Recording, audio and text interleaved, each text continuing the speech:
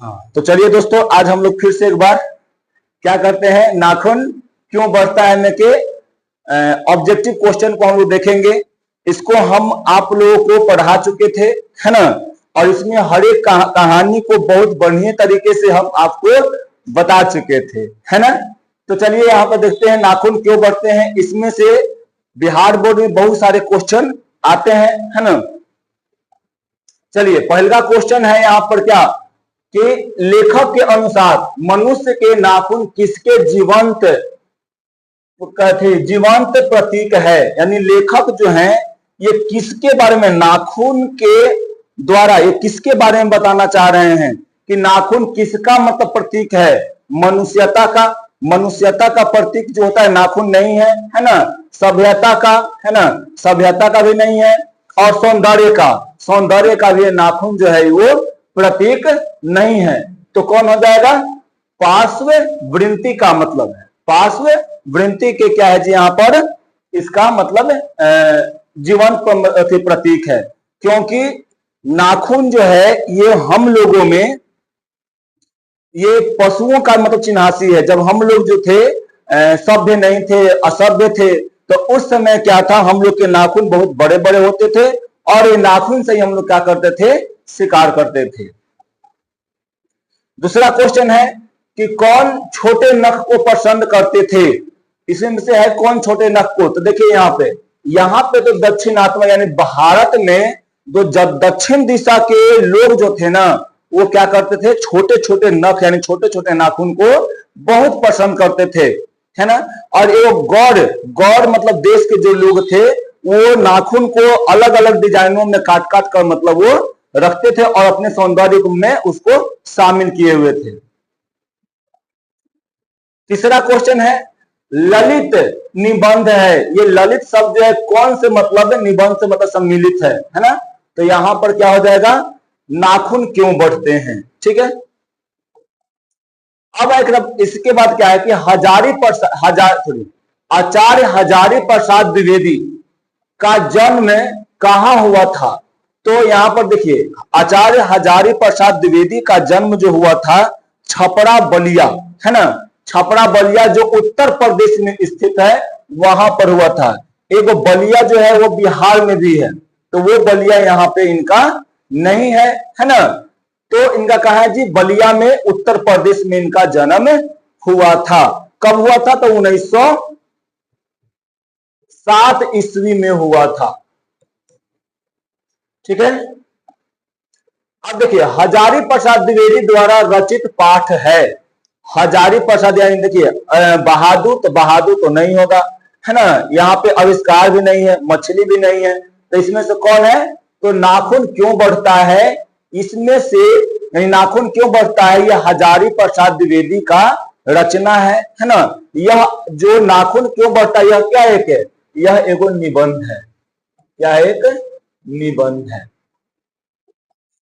अब अगला क्वेश्चन है कि हिंदी साहित्य का आदिकाल के रचनाकार कौन है। यानी हिंदी साहित्य का आदिकाल के रचना यानी कौन इसे लिखे थे, है ना। तो ये कौन हो जाएंगे, हजारी प्रसाद द्विवेदी हो जाएंगे। आचार्य हजारी प्रसाद द्विवेदी। नाखून प्रतीक है, यहाँ पे अभी हम बताएं कि नाखून जो है वो पास यानी पशुओं का चिन्हासी है। नाखून क्यों बढ़ते हैं, शीर्षक पाठ के अनुसार क्या है, देवताओं के राजा का हथियार वज्र किसकी हड्डियों से बना है। यानी हम बताए थे कि ये कौन है, दधीची मुनि थे, है ना। वो दधीची मुनि के जो दुर्गा या पार्वती जो थी वो क्या कर दिए थे जी, वो उनको मतलब वरदान दिए थे कि तुम्हारा जो शरीर है वो वज्र का बन जाए, है ना। और वो वज्र होने के कारण ही ये देवता लोग जो है वो बोले थे कि आप अपने हड्डियों को हमको दे दीजिए, जिससे हम लोग क्या करेंगे जी, अस्त्र को बनाएंगे, है ना। तो यहाँ पर कौन हो जाएंगे, दधीची मुनि हो जाएंगे, है ना। और इन्हीं के हड्डियों से क्या बना था, इंद्र का जो वज्र है ना, वो इन्हीं के हड्डियों से बना था। अब दधीचि की हड्डी से क्या बना था? तो दधीचि की हड्डी से इंद्र का वज्र बना था। क्या बना था जी? इंद्र का वज्र बना था। अशोक की फूल किनकी रचना है? अशोक की फूल जो है वो हजारी प्रसाद द्विवेदी जी का रचना है ना। यहाँ पे हम बतलाए थे आपको, जब इनका जीवन पढ़ा रहे थे तब इनका क्या था जी, बहुत सारा रचना हम दिए थे, जैसे में कल्पना था, है ना, बहुत सारा है। फिर उसके बाद मतलब बहुत सारा है, हमको याद होता नहीं है ना। किसने कहा था सब पुराने अच्छे नहीं होते, सब नए खराब नहीं होते हैं? मतलब यहाँ पे जो दिया गया है कि मैक्समूलर कहे थे, कि स्वामी विवेकानंद कहे थे, कि हजारी प्रसाद द्विवेदी कहे थे, कि कालिदास कहे थे। कौन कहे थे कि मतलब इनमें से कौन जो है वो सब पुराना जो है वो अच्छा मतलब नहीं होता, और सब जो है नया मतलब खराब है? क्या बोल रहे हैं यहाँ पे कि सब पुराने अच्छे नहीं होते और सब नए खराब नहीं होते? किसने कहा था? यह जो है वो कालिदास कहे थे। कौन कहे थे? कालिदास। ठीक है। अब इसके बाद देखो, नखधर मनुष्य किस पर भरोसा करके आगे की ओर चल पड़ा, है ना। नखधर यानी नाखून जो आदमी, जो पिछले मतलब जो पशु, या बोल सकते हैं कि जो आदमी जो है वो नाखून से जो शिकार करता था, नाखून से किसी जानवर को मारा करता था, अब जो है वो किसके ऊपर जो है वो भरोसा करके आगे माहे बढ़ चुका है? तो क्या है जी, पासवन अस्त्र पे, है ना। फिर उसको क्या मिला? पशुओं, जो जानवर जो थे, जो मनुष्य जो थे, जो पहले थे, जो शिकार किया करते थे नाखूनों से, अब वो जो है ना वो अस्त्र शस्त्र के अनुसार जो है वो आगे अब बढ़े, और बढ़ते बढ़ते इतना तक आ गए हैं कि अब जो है एटम बम का भी अब वो निर्माण, यानी परमाणु बम का भी निर्माण कर चुके हैं। द्विवेदी जी से किसने पूछा था नाखून क्यों बढ़ते हैं? तो उनकी एक लड़की थी, है ना, उनकी छोटी बेटी थी, वही क्या की थी, जहां पर उनको से क्वेश्चन पूछ दी थी कि बताइए पापा कि मतलब नाखून क्यों बढ़ता है, और वो क्या हो गए थे? आश्चर्य हो गए थे, और वो मतलब बताने में असहज हो गए थे। पुराने का मुंह सब समय वांछनीय नहीं होता, यह पंक्ति किस शीर्षक की मतलब सॉरी, यह पंक्ति जो है किस शीर्षक पाठ की है? तो ये नाखून क्यों बढ़ता है ना। यह पंक्ति जो है ना कि पुराने का मोह सब समय वांछनीय नहीं होता, यह पंक्ति जो है वो नाखून क्यों बढ़ता से है ना। अब वान भट्ट की आत्मकथा उपन्यास के लेखक कौन है? तो ये वान भट्ट आत्मकथा के उपन्यास का लेखक जो है वो हजारी प्रसाद द्विवेदी हैं। कौन है जी? हजारी प्रसाद द्विवेदी। अब अगला क्वेश्चन है कि किस देश के लोग बड़े बड़े नख पसंद करते थे? अभी बतलाए थे कि जो दक्षिण के जो लोग थे ना वो क्या करते थे जी, छोटे छोटे नखों को पसंद करते थे, और वो गौड़ देश के लोग थे, वो मतलब जो है ना त्रिभुजाकार, वर्तुलाकार, है ना, इन सब मतलब चीजों को थी, इन सब मतलब अलग अलग आकार के वो मतलब काटते थे अपने नाखून को, और उनका मतलब वो अपने सौंदर्य में उपयोग करते थे। देश की आजादी के लिए हजारी प्रसाद द्विवेदी ने अपने निबंध में किस शब्द को उपयुक्त बताया? तो हजारी प्रसाद द्विवेदी ये कहना चाह रहे थे कि अगर देश आजाद हुआ है तो वो स्वाधीनता रहे, यानी स्वयं के अधीन, यानी स्वयं के बंधन के वो मतलब थे, स्वयं के बंधन में बंधने के लिए कहते थे। और आदमी जो स्वयं के बंधन बनता है तब तो वो क्या करता है, वो अच्छे ही काम करते हैं। अनामदास का पोथा उपन्यास किस लेखक की कृति है ना। यह है कि अनामदास का पोथा मतलब कौन लेखक जो है वो लिखे थे? तो कौन है जी? हजारी प्रसाद द्विवेदी हैं। देवताओं के राजा से किन्हें संबोधित किया जाता है? तो देवताओं के राजा को क्या कहा जाता है जी? देवताओं के राजा को क्या कहता है? मतलब कौन? इंद्र। हाँ, कौन है? इंद्र। इंद्र को ही देवताओं के राजा कहा जाता है ना। और इंद्र जैसा बेशरम आदमी भी कोई नहीं है, समझिए। इनका एक ही गोथी है कि ये दूसरे के खाली बुराई को ढूंढते हैं, दूसर के मतलब बीबी पर बुरा नजर भी रखते हैं, है ना। इंद्र जैसे में गौतम ऋषि जो थे, अहिल्या, है ना, उनके बीबी को भी मतलब ये क्या किए थे? पत्थर बनवा दिए थे, समझा। हाँ, रूप बदल के चले गए थे। हजारी प्रसाद द्विवेदी ने निर्लज अपराधी किससे कहा? अब देखो, ये नाखून जो है ना, ये बार बार बढ़ आता है, और इसी को हजारी प्रसाद द्विवेदी जी कहते हैं कि मनुष्य जो है इस नाखून को इतना बार काटता है, 2 दिन पर 3 दिन पर काटते रहता है, और उसके बाद भी ये निर्लज की तरह क्या करता है जी? वो बढ़ते चला जाता है ना। कितना भी काटो फिर भी उसके बाद भी फिर 2 दिन के बाद देखो तो नाखून बढ़ जाता है। और इसके चलते जो है हम लोग के गार्जियन जो है क्या करते हैं? डांटते भी हैं। तो ये निर्लज की तरह कौन बढ़ता है जी? नाखून।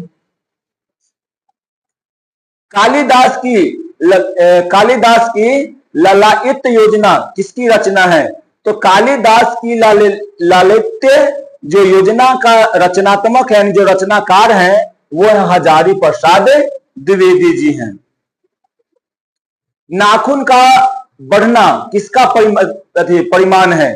तो नाखून का बढ़ना जो है वो मनुष्य की अंध सहजता का क्या है जी? प्रमाण है। अब अगला क्वेश्चन है कि मनुष्य को नाखून की जरूरत कब थी? मनुष्य को नाखून की जरूरत तब था जब ये सभ्य नहीं था, जब इसको अस्त्र नहीं मिल चुका था, जब ये मतलब कोई भी अस्त्र शस्त्र को मतलब खोज नहीं कर चुका था, तब इसको क्या था जी? नाखून की जरूरत थी। लेकिन अब जो है इसको जो है ना, इसको अब नाखून की जरूरत नहीं है, क्योंकि नाखून से बहुत बढ़िया बढ़िया अस्त्र और शस्त्र हम लोग को मिल चुका है ना। तो जब जंगली हम लोग थे ना, तब क्या था जी? जंगली जीवन में जब जंगलों में रहा करते थे, जब हम लोग के पास कुछ नहीं था, ना हथियार था ना कुछ था, तब हम लोग को शिकार करने के लिए नाखून ही था। तो उस समय हम लोग कैसे थे? जंगली थे। आलोक पर्व शीर्षक निबंध संग्रह किसकी रचना है? तो यह हजारी प्रसाद द्विवेदी का है ना। ये सब क्वेश्चन जो है पूछा गया क्वेश्चन है ना। तो आलोक पर्व शीर्षक निबंध संग्रह किसकी रचना है जी? तो हजारी प्रसाद द्विवेदी जी का रचना है। आदमी की नाखून क्यों बढ़ते हैं? यह प्रश्न लेखक से किसने किया था? अभी हम बताए थे कि यह प्रश्न जो है वो उनकी बेटी की थी, है ना। उनकी सबसे जो छोटी बेटी है वो की थी। नाखून क्यों बढ़ते हैं? निबंध के लेखक ने किसे बूढ़े का जिक्र किया है? यानी देखो, यहां पर महात्मा गांधी का हजारी प्रसाद द्विवेदी जो है वो जिक्र किए थे कि वो जो है समाज को सभ्य बनाना चाह रहे थे, समाज को बताना चाह रहे थे बहुत सारे बातें, और उनको लोग जो है आया और गोली मतलब गोलियों से भून दिया था, है ना। तो किनको बता थी नाखून क्यों बढ़ते हैं? इस निबंध में महात्मा गांधी का जिक्र किया गया है। सहजता वृत्तियां किसे कहते हैं? सहजता वृत्तियां जो है ये किसे कहते हैं, है ना। बताओ, सहजता वृत्तियां जो है किसे कहते हैं? अस्त्रों के संचय को, या अनजान स्मृतियों को, स्व के बंधन को, या उपयुक्त इनमें से सभी? हाँ, तो अनजान स्मृतियों को क्या कहते हैं जी? सहजता वृत्तियां कहते हैं। हजारी प्रसाद द्विवेदी का जन्म कब हुआ था जी? तो हजारी प्रसाद द्विवेदी का जन्म 1907 ईस्वी में हुआ था। कहां पे? तो छपरा बलिया उत्तर प्रदेश में हुआ था। गौतम ने कहा था कि मनुष्य की मनुष्यता है किसमें? बोल रहा है कि सभी के दुख सुख को सहानुभूति के साथ देखता है ना। देखना, सभी के प्रति असमानता का भाव रखना, स्वार्थ का भाव रखना, भौतिक विकास का भाव रखना। तो देखिए, मनुष्यता जो है यानी मानवता जो है वो किसमें है? हम किसी भी मनुष्य को क्या करते हैं? उसके सुख में दुख में शामिल होते हैं और उसके दुखों को क्या करते हैं? बांटते हैं, है ना। यही ना मानवता है। और तो इसमें क्या हो जाएगा? ऑप्शन नंबर ए हो जाएगा। यानी मनुष्य की मनुष्यता इसमें है जो सभी के सुख दुख में रहकर उसको सहानुभूति करता है, सहानुभूति में साथ देता है। लेखक हजारी प्रसाद द्विवेदी ने दयनीय जीवन किसे कहा? अल्पज्ञ मां को, या अल्पज्ञ पिता को, या अल्पज्ञ भाई को, या अल्पज्ञ बहन को? तो वो अल्पज्ञ पिता को कहा था। हजारी प्रसाद द्विवेदी जो हैं वो यानी दयनीय जीव किसे कहते हैं? अल्पज्ञ पिता को। इसलिए कि कोई भी जो बच्चा होता है अपने पिता से ही क्या करता है? कोई सवाल करता है, और वो पिता अगर पढ़ा लिखा ना हो और उसके पास से जो बच्चे क्वेश्चन करते हैं वो जवाब देने में क्या रहते हैं जी? असमर्थ रहते हैं, है ना। बहुत सारा ऐसा क्वेश्चन होता है जिसको वो जो है उनके गार्जियन जो होते हैं, जो पिताजी जो होते हैं, वो जवाब देने में असमर्थ हो जाते हैं। इसीलिए लेखक जो है हजारी प्रसाद द्विवेदी जो है वो पिता को अल्पज्ञ मतलब अल्पज्ञ कहते सूचित किए थे। पृथ्वीराज रासो, है ना, किनका मतलब संपादन है? तो हजारी प्रसाद द्विवेदी जी का है ना। नाखून का बढ़ना मनुष्य की किस वृत्ति का परिमाण है? तो ये इसका पार्श्विक वृत्ति का है। कल क्या है? कल्पता है ना जी, कल्पलता है ना। कल्पलता किसकी रचना है? तो कल्पलता जो है यह हजारी प्रसाद द्विवेदी जी का ही रचना है। कामसूत्र के रचयिता का नाम क्या है? तो कामसूत्र के रचयिता का नाम क्या है जी? वात्स्यायन है ना। अब बोले कितने वर्ष पहले भारतवासी नाखून को जम के संवारते थे? अभी भी बहुत सारी लड़कियां जो होती है अपने नाखून को बड़ा बड़ा करके अपने नेल पॉलिश लगाती हैं सर, है ना, और उसको एकदम सुंदर रखती हैं सर, है कि ना। तो ऐसे ही आज से 2000 साल पहले जो गौर देश था ना, तो गौर देश के लोग ही क्या करते थे? नाखून को बड़ा बड़ा बनाते थे और वो स्टाइल से काटते थे। अब नहीं, अब स्टाइल से नहीं करता, अब ऐसे ही रहता है ना। पहले स्टाइल से काटा करते थे सर। स्टाइल से काट कर पूरा एकदम मोम और अलता लगा के पूरा लाल कर देते थे सब, समझी। और लाल करके और उसको मतलब रखते थे। तो कब? आज से 2000 साल पहले। इनमें है ना ऑप्शन 2000 साल पहले। अब क्या सिकथम, क्या सिकथक का अर्थ है? सिकथक का अर्थ होता है मोम। क्या होता है जी?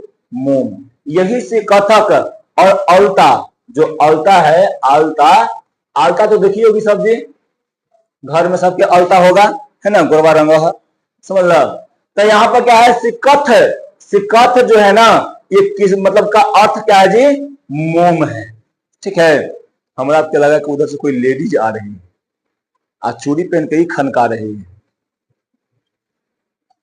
अब देखो, पहले के मनुष्य नाखून क्यों बढ़ाते थे बता?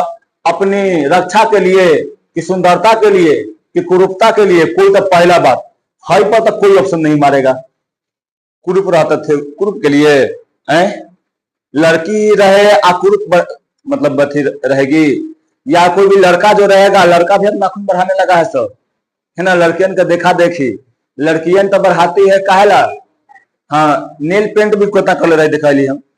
लड़की लोग तो बढ़ाती है ना कि नोच लेंगे मुंह अपन, पहले घर में रहेगी तब भाई के मुंह नोचेला रखले रहेगी नाखून, आज जब ससुराल में जाएगी तब पति के मुंह नीचे रखेले रहेगी नाखून, है ना। लेकिन लेकवन काहेला रख रहा है हमको पता नहीं चल रहा है, हम तो नहीं रखते हैं, समझा। लेकिन अब का लेकवन जो है वो रखले रहता है, समझा।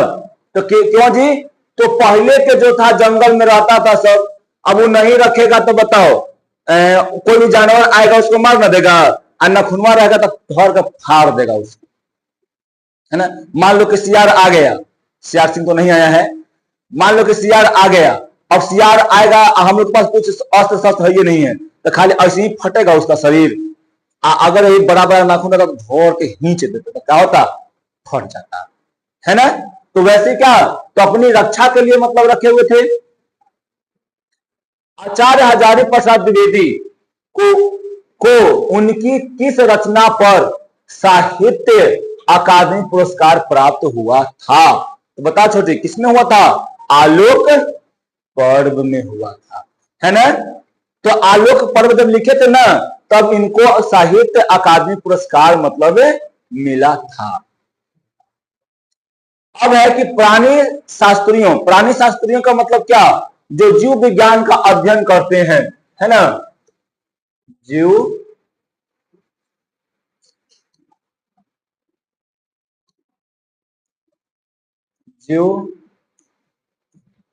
विज्ञान के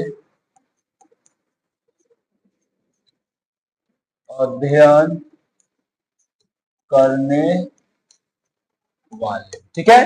प्राणी शास्त्रियों का ऐसा अनुमान है कि मनुष्य का अनावश्यक अंग उस प्रकार झड़ जाए जिस प्रकार उसकी पूंछ झड़ गई है। किस पाठ की पंक्ति है, तो ये नाखून क्यों बढ़ता है, इसी में से हजारी प्रसाद द्विवेदी जो हैं ये लिखते हैं और बोलते हैं कि वैज्ञानिकों का अनुमान है कि जिस प्रकार से पूंछ मनुष्य में से खत्म हो चुका है उसी प्रकार से आने वाला भविष्य में हो सकता है कि नाखून का भी कोई उपयोग नहीं है। और वैज्ञानिक लोग कह गए हैं कि जिस अंग का उपयोग हम लोग नहीं करते हैं वो अंग क्या हो जाएगा, हम लोगों से धीरे धीरे करके समाप्त हो जाएगा, ठीक है। तो नाखून क्यों बढ़ते इसी में लिखे गए हैं। हजारी प्रसाद द्विवेदी जी का मृत्यु कब हुआ था जी, तो 1969 में। कहा हुआ था, दिल्ली में। जन्म लिए कहां थे, उत्तर प्रदेश में, अब मरे कहां पे जाके, ठीक है। यह जो है ना ये बहुत मतलब अपना काशी हिंदू विश्वविद्यालय में और क्या ज्ञान निकेतन उस सब में भी काम मतलब ये हजारी प्रसाद द्विवेदी जो है, ठीक है। तो आज के लिए इतना ही, फिर मिलते हैं अगले वीडियो में।